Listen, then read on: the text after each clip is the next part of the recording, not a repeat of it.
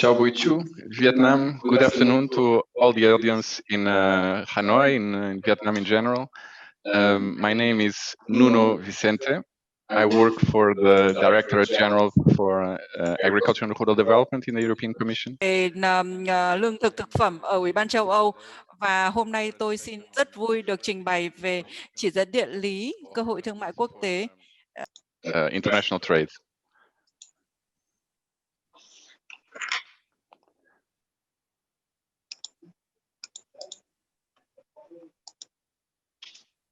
If the slide could be changed, please.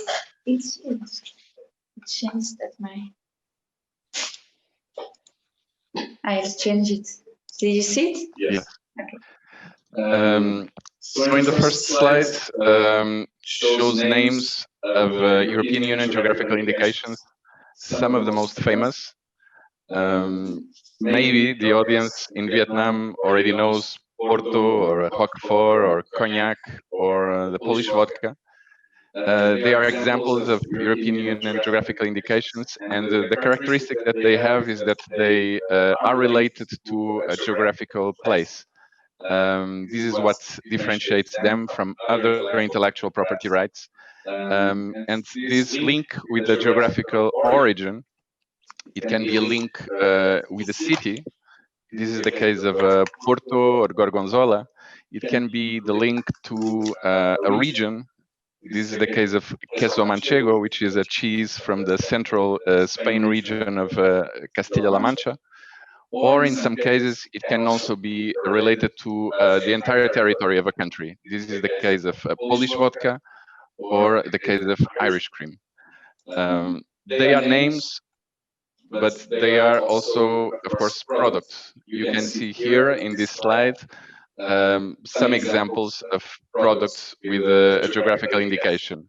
Be it sparkling wines like champagne, be it honey, be it olive oil or rice, for example, from Italy. You can see that it is usually these are products that are packaged in a nice way, and you can already note a logo there that I will talk about a little bit later in this presentation, the logo for PDOs notably. So what is the legal framework for geographical indications? At international level, we have the TRIPS agreement of the WTO, notably articles 22 to 24. The TRIPS agreement did not foresee the establishment of a multilateral register, but provides legal basis for bilateral agreements. Đa phương hoặc song phương. The minimum standard for protection of geographical indications at international level, and then via bilateral agreements, it is possible to upgrade this level of protection. And this is something, of course, the European Union has been using a lot in the past few years. I will come back to that a bit later in this presentation. Another institution, the World Intellectual Property Office, there is, in the framework of this institution, there is also another agreement, international agreement called the Lisbon Agreement, which has been recently reviewed, and now we have the so-called Geneva Act of the Lisbon Agreement. What is very interesting is that it foresees the existence of a multilateral register. Again, here I will come back a bit later in my presentation to talk a little bit more about that. But at European Union level, we have European legislation for basically four sectors. Dành cho các cái loại sản phẩm về thực phẩm, rượu, rượu, thức uống có cồn và các loại rượu ba hương vị. Vâng. Hệ thống EU độc quyền thì liên quan đến 4 phân khúc này. Vâng, có 4 cái quy định cụ thể cho nó. Một số các quốc gia thành viên của EU thì họ có thêm các cái quy định cụ thể hơn. Vâng, cho chẳng hạn như là một số quốc gia có cái quy tắc về đăng ký sở hữu trí tuệ và đăng ký khối chỉ dẫn địa lý cho sản phẩm thủ công của họ.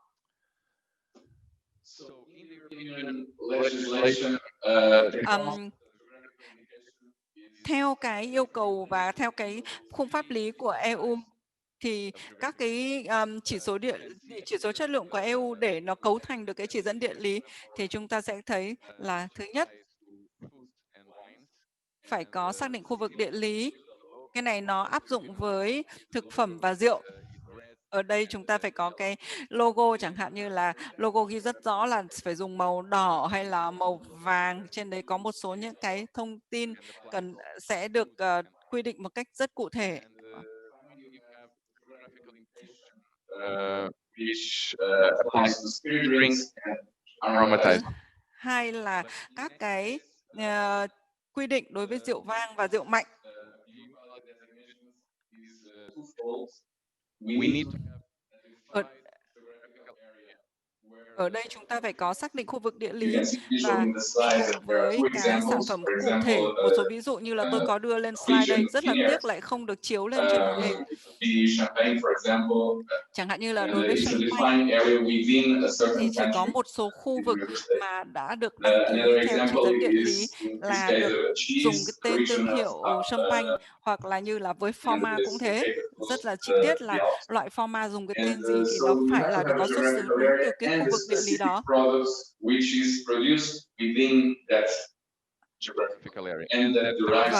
Vâng, cho nên cái chỉ số chất lượng của EU yêu cầu là chúng ta phải xác định được khu vực địa lý, đăng ký sản phẩm theo cái khu vực địa lý đó, và cái sản phẩm là một cái sản phẩm cụ thể. Vâng, và phải có cái sự liên kết rất rõ ràng giữa yếu tố xác định khu vực địa lý và yếu tố sản phẩm cụ thể.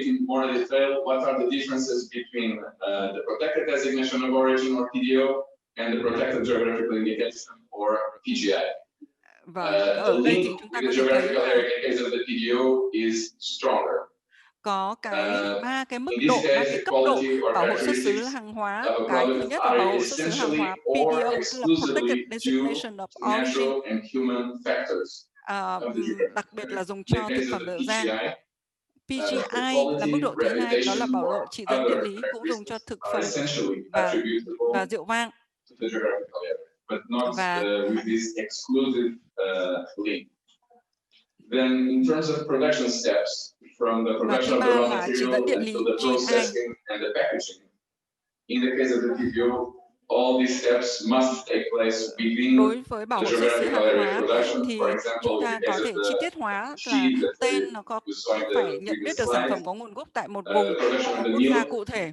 Thứ hai là cái chất lượng hoặc là điểm thiết yếu do cái yếu tố tự nhiên của cái khu vực đó.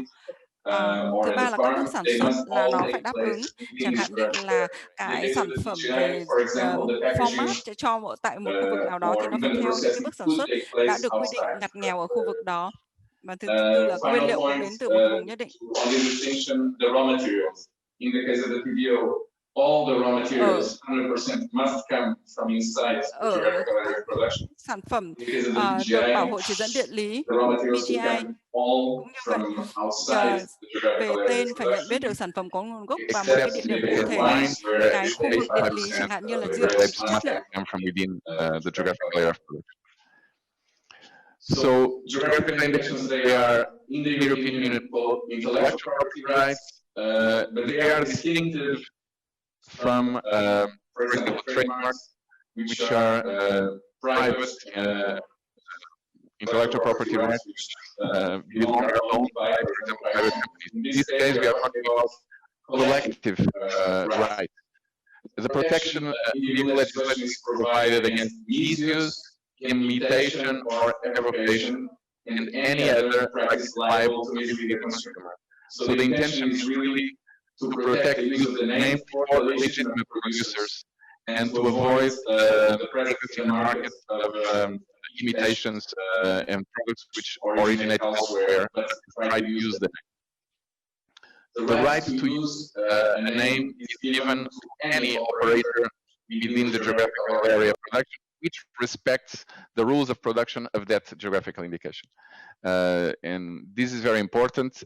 As long as the producer is located within its geographical area, then it is entitled to use the name and to produce the product. Another difference with trademarks, notably, is that the protection is unlimited in time. While in the case of trademarks depends on the legislation of each country, but it's very frequent that, for example, there are periods of 10 years after which the trademark must be renewed in the register. In the case of the geographical indications, this protection is unlimited and without the need to permanently renew. So why do we have this policy at the European Union level, and what are the advantages notably for the consumers of the products? Well, the EU geographical indication system provides guarantees on origin of the product. It is very well known where the product originates. About the quality of the product, these products tend to be of a higher quality. And this is also because we have rules of production which are defined in the specifications and which must be respected by the operators. And therefore, by respecting those rules, the assurances of quality are provided. And then it's also a question of authenticity.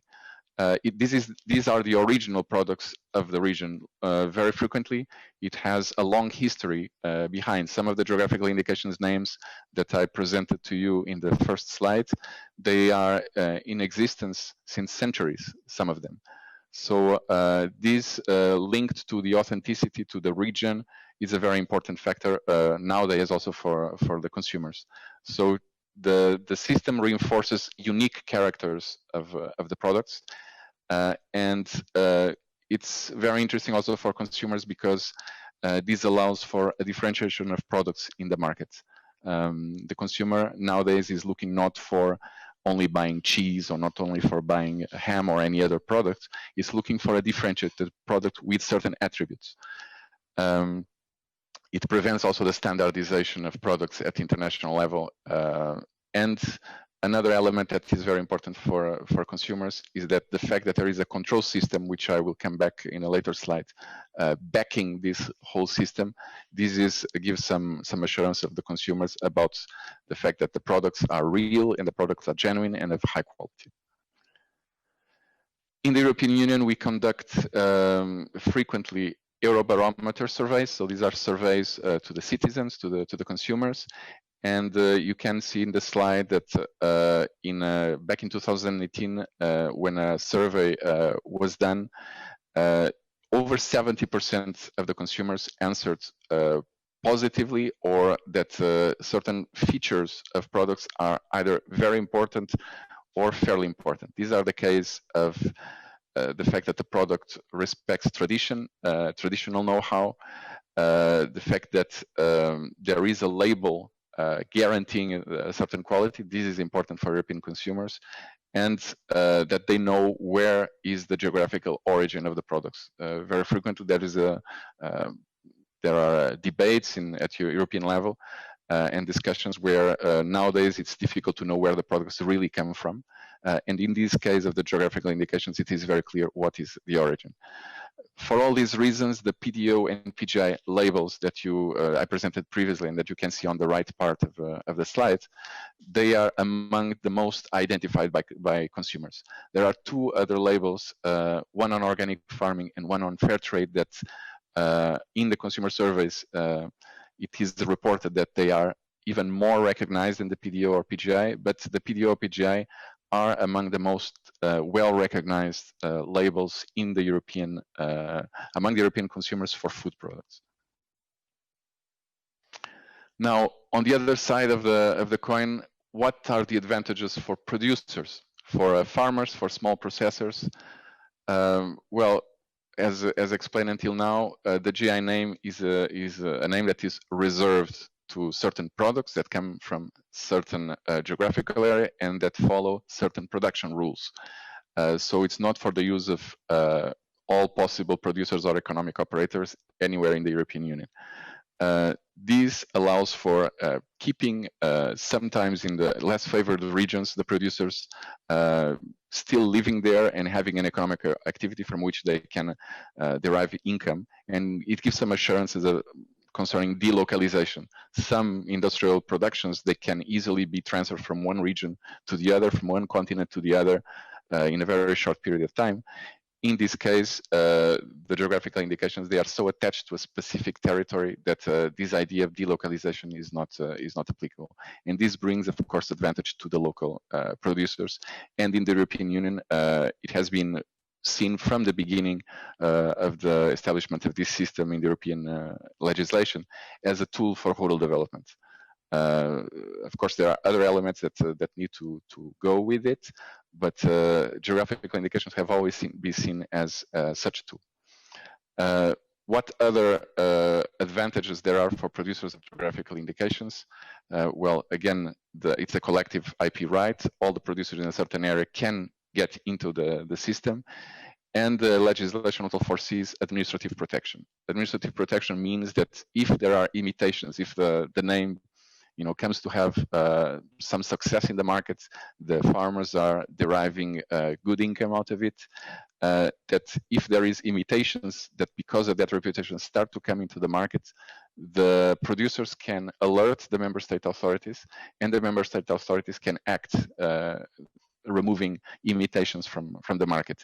The producers don't have to go to the court to enforce the protection, thereby spend money and use part of their incomes to achieve this objective. So the European legislation guarantees that the protection is also to be implemented directly by the member state authorities. Then, of course, all this system is built in order for the producers to derive a better price for their product. By working on quality, by projecting an image, of course, the advantage for the consumers is to derive a better price and a better income for the work that they are doing and for the quality of their products.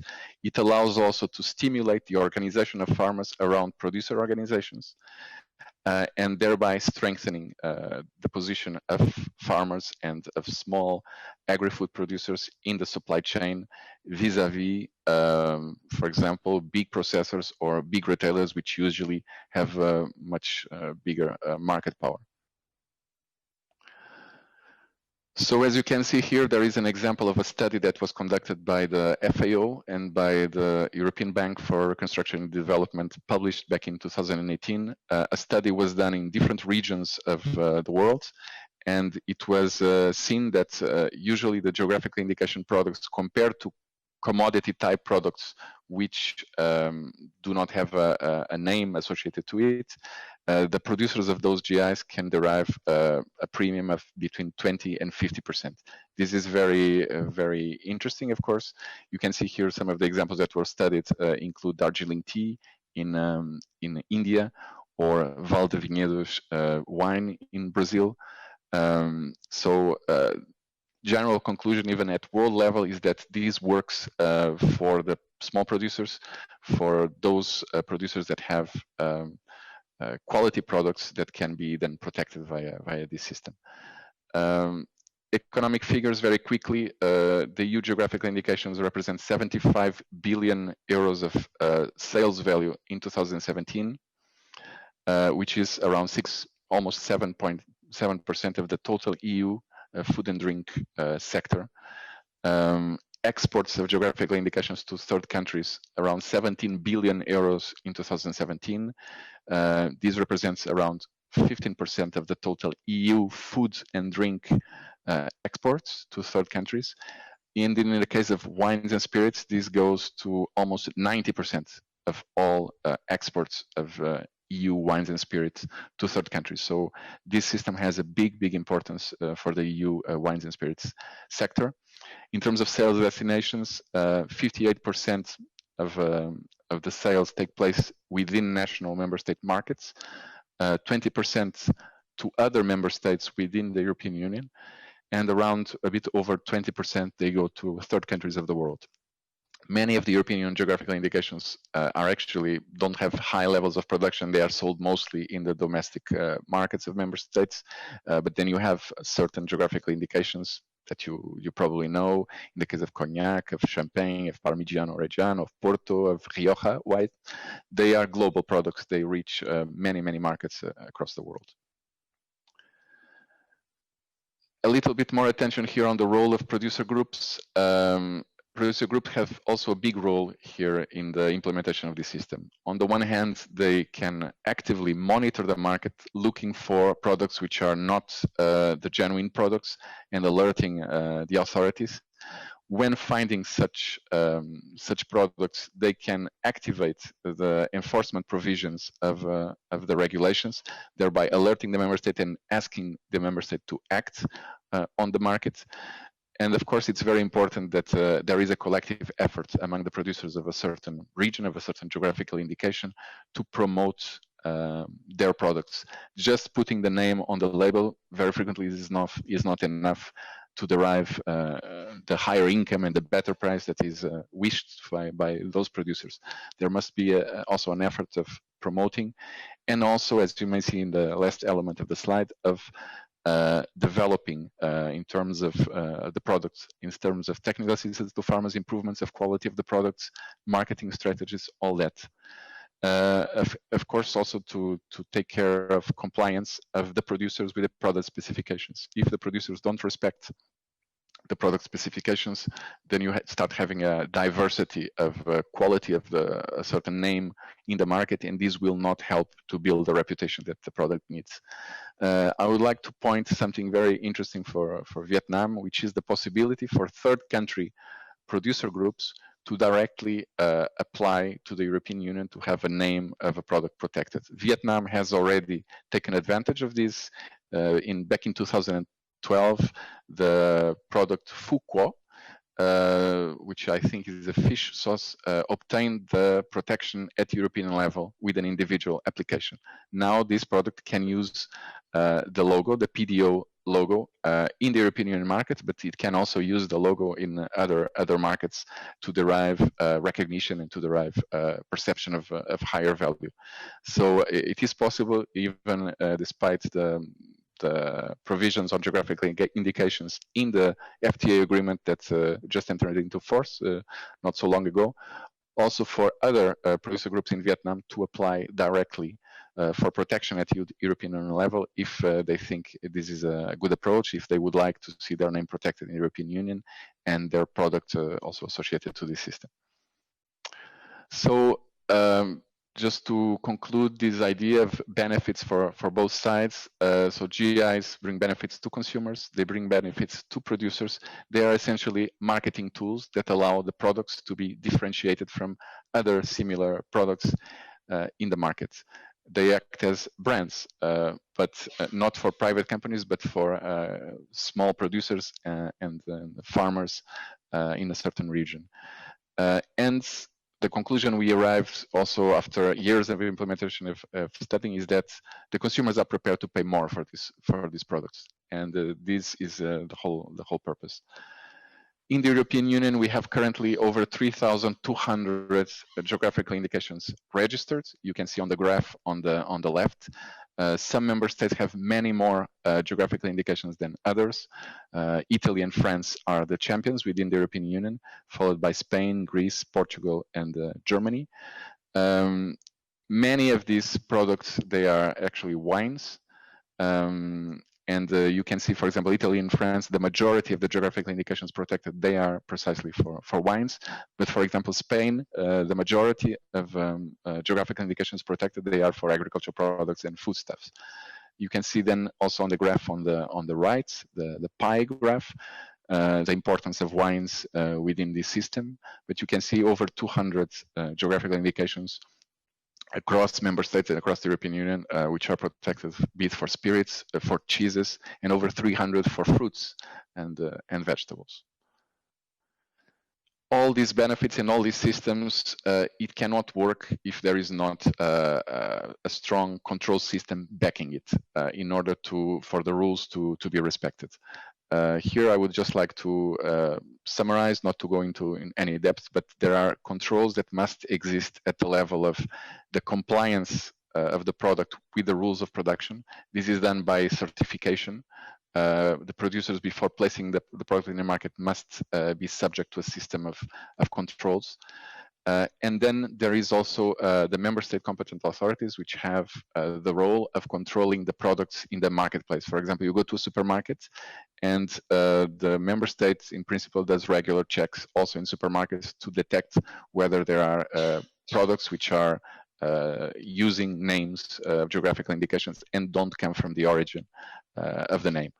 So they proactively, the competent authorities have the obligation to act and to survey the market, and not only at the request of producers who also themselves detect the uncompliances. Then there is a system that is basically a DG Santé service of the European Commission, which oversees the systems of controls of the member states to ensure that each member state performs controls on geographical indications in its own market. So this system is the same as you have been seeing in other presentations of this seminar on food safety, on animal health, etc. Also performs controls on the geographical indications. Then at the level of the border, the customs will detect also products that are to come into the European Union and may be imitations. And in this case, they alert the producers groups, and the producers group gives a chance of the producer groups to act and to stop that import. And finally, another very important element is that at the level of the intellectual property offices of the member states of the European Union and the EU Intellectual Property Office for trademarks that are to be registered at EU level, they must be able to check also when a private enterprise attempts at registering a trademark, that this trademark does not conflict with an existing geographical indication, thereby impeding that the trademarks are being used with the same names as the geographical indications. So this is a complex system, but it's a system that without it, it's very difficult to then allow the producers to benefit, to derive all the benefits from the system. Now, in relation to what the European Union has been doing to work with third countries in, let's say, the expansion, the adoption of this system by third countries, the main tool has been bilateral agreements, free trade agreements. In some cases, also only wine and spirits agreements or only geographical indication agreements, but generally international agreements. What does the EU want to achieve with international agreements? First, a high level of protection, which goes beyond what is in the TRIPS agreement.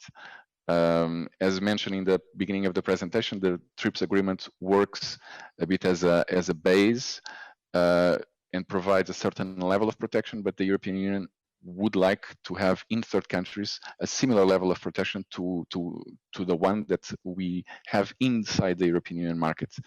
And therefore we try always to achieve this high level of protection in the free trade agreements. Then reciprocal protection, because of course we are always open for products from third countries to be registered within the European Union market.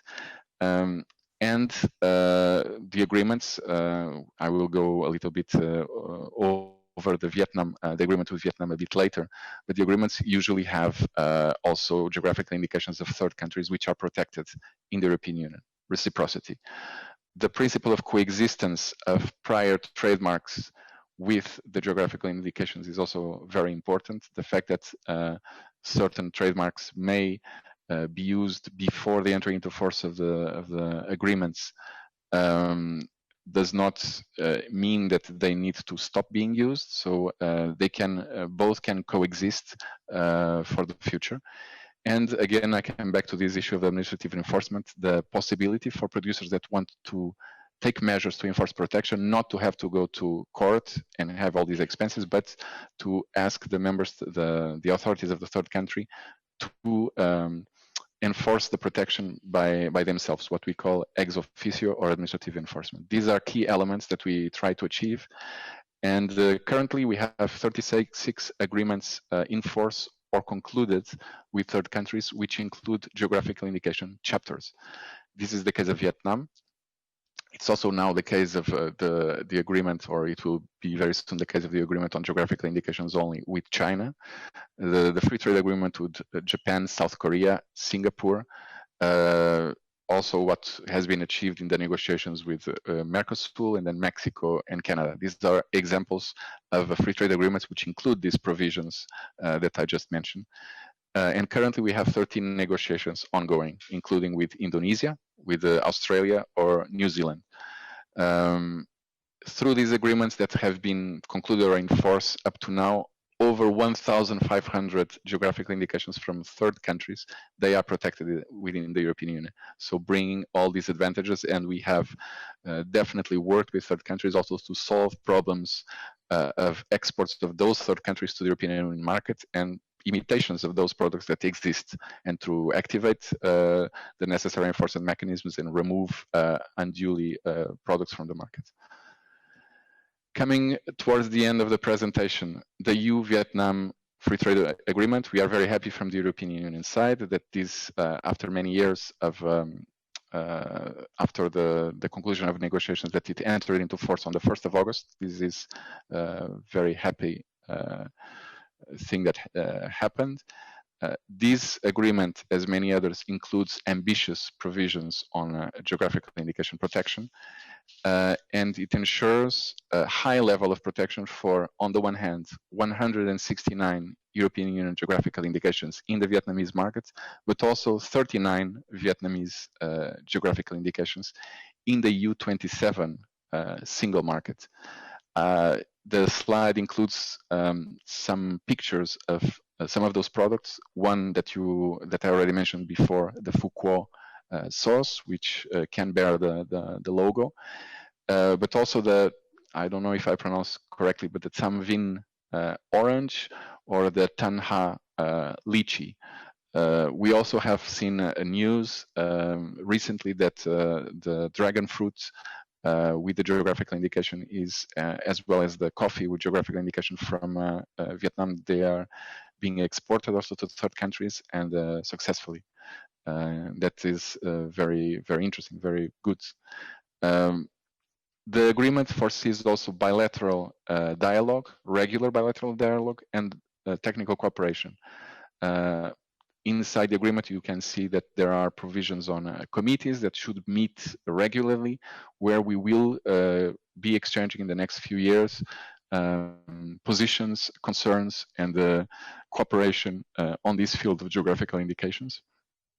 The provisions of the agreement also allow for the list to be increased, both for the Vietnamese GIs and for the European Union GIs. We can decide together to increase this list once there are more geographical indications of interest from both sides to be protected.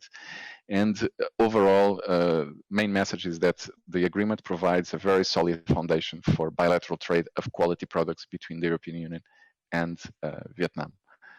Last point, just to touch on the Geneva Act of the Lisbon Agreement. Again, this provides also a multilateral system of registration of geographical indications. There used to be, or there is still, the Lisbon Agreement of 1958, to which 7 European Union member states were a party, but not the European Union as a whole. And this agreement foresaw only one type of geographical indication called appellation of origin. Now we have concluded the negotiations of the Geneva Act of the Lisbon Agreement. This allows to expand the type of geographical indications that are allowed to be registered under this system from only appellations of origin to also geographical indications.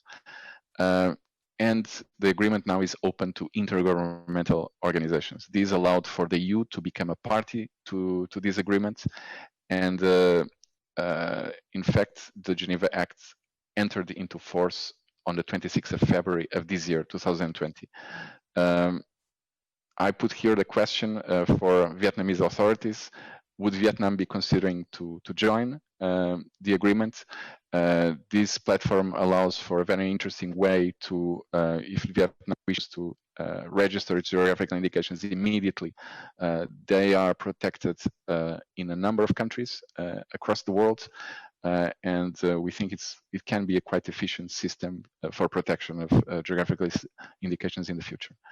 So I would like to conclude my presentation thanking you very much for your attention, and that the Vietnamese consumers can continue to enjoy the European Union geographical indications. Some of the photos you see of wines or of spirits, this is already a reality in Vietnam, and we hope with the agreement, notably, that there will be even an increased interest of Vietnamese consumers in EU quality products, as well as, of course, European Union consumers be interested more and more in Vietnamese quality products. So this is the end of my presentation. I will just check now if there are some of the questions of the audience to which I will try to answer as best as I can.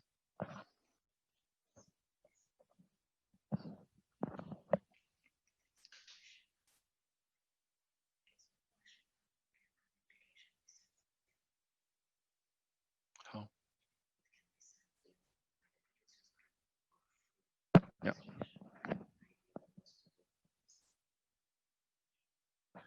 Who will post? Okay.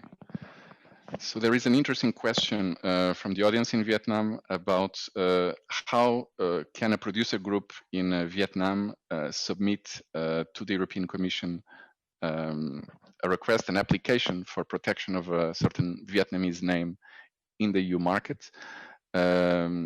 This will be given as a reply in Slido to this question with the link that can be used to submit such application. I would just like to clarify that the European Union legislation it allows for third country producer groups to apply directly. So it is not necessary, it is not required that such application is submitted via the national authorities, in this case of Vietnam. The producer group can do so, can request its own national authorities to submit such application, but it can also submit applications directly to the European Commission. Again, we think it's a quite important tool. So this is outside the scope of the European Union Vietnam Free Trade Agreement, is simply a direct application from a producer group in a third country like Vietnam to the European Union.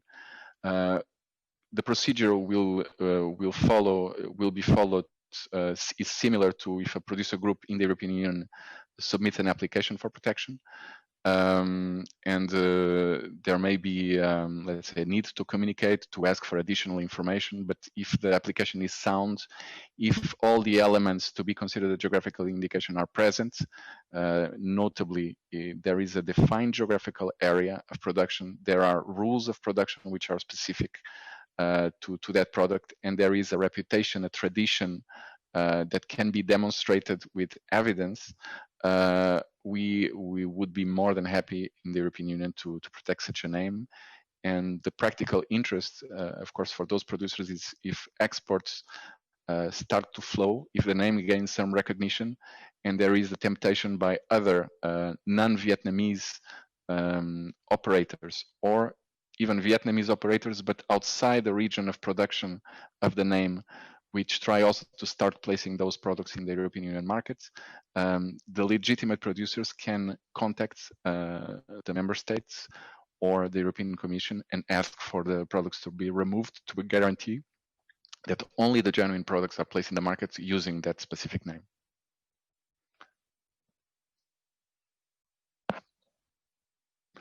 I'm just checking if there are further questions.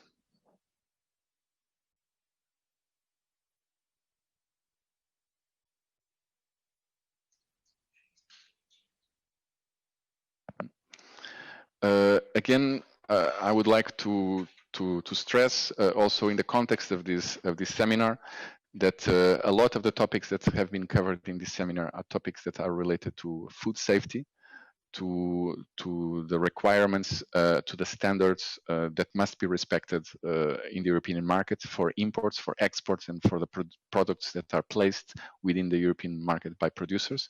These are related to health, to pesticides, to residues, etc. In the case of geographical indications, or also it is the case of organic farming, these products also must respect those food safety and health rules. But what the geographical indications, or it's the case also of organic farming, they go beyond that, and they also allow to communicate to the producers other attributes of the products which are important for producers. In the case of organic farming, this is the case, it's the respect for the environment.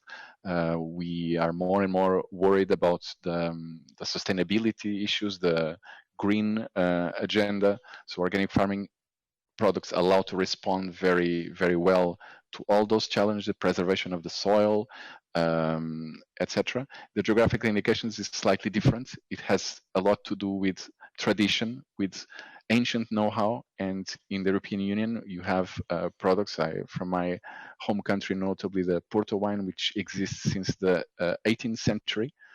So it's products with a long tradition. Some of the other products, they have a shorter tradition, but they very frequently are associated with history. When a Vietnamese citizen or tourist visits the European Union and goes to a certain region, has touristic activities, will see that there are many products that are products of that region, that have the character of that region, that embody that region.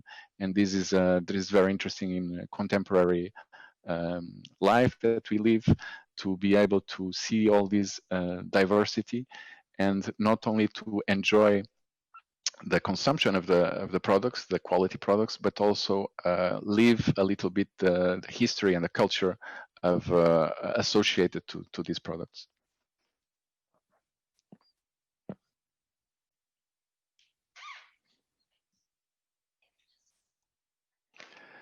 So I think we come, given that there seems to be no further questions, we come to the end of the presentation. I would like to thank you very much for your attention. You have a link in the end of the presentation, which I think will be placed in the website of the seminar, where you can go and then find out all necessary information about the European Union legislation and policy on geographical indications. And certainly with the authorities of Vietnam in the coming years, we'll have the opportunity to continue our discussions, and also to cooperate in terms of technical cooperation on even the development of geographical indications in Vietnam, and to have exchanges with producer groups, European producer groups, and how in Europe we have also built up this system. So thank you very much for your attention, and see you in the next opportunity.